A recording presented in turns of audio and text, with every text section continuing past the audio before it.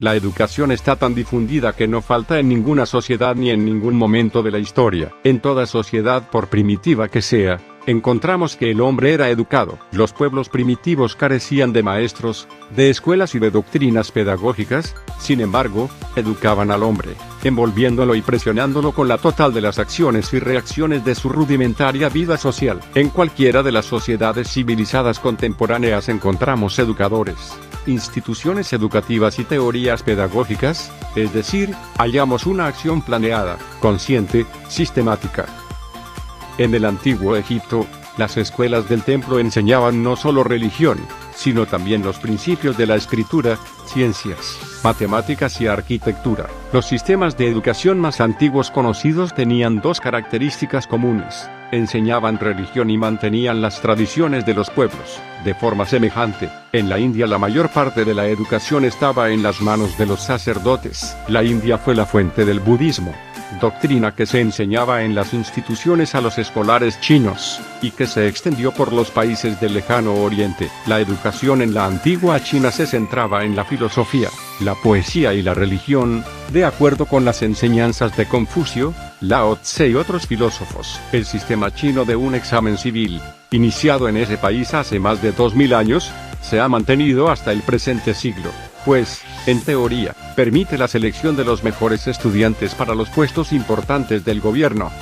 Los métodos de entrenamiento físico que predominaron en Persia y fueron ensalzados por varios escritores griegos, llegaron a convertirse en el modelo de los sistemas de educación de la antigua Grecia, que valoraban tanto la gimnasia como las matemáticas y la música. La Biblia y el Talmud son las fuentes básicas de la educación entre los judíos antiguos. Se les enseñaba a los judíos conocimientos profesionales específicos, natación y una lengua extranjera.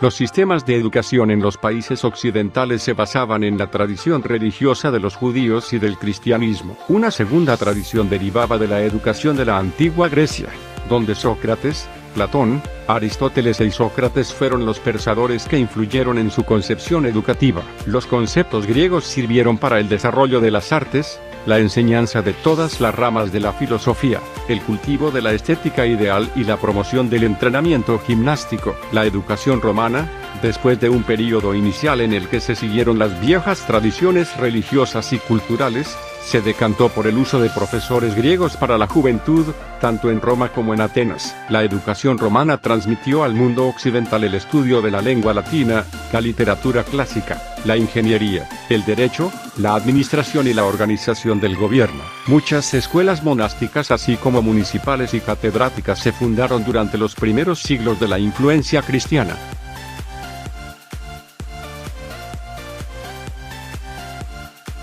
En el occidente europeo, durante el siglo IX ocurrieron dos hechos importantes en el ámbito educativo. Carlomagno, reconociendo el valor de la educación, trajo de York, Inglaterra, a clérigos y educadores para desarrollar una escuela en el palacio. Entre el siglo VII y el siglo IX, la presencia de los musulmanes en la península ibérica hizo de Córdoba un destacado centro para el estudio de la filosofía, la cultura clásica, las ciencias y las matemáticas. Persia y Arabia desde el siglo VI al IX tuvieron instituciones de investigación y para el estudio de las ciencias y el lenguaje. Durante la Edad Media las ideas del escolasticismo se impusieron en el ámbito educativo de Europa occidental. El escolasticismo utilizaba la lógica para reconciliar la teología cristiana con los conceptos filosóficos de Aristóteles.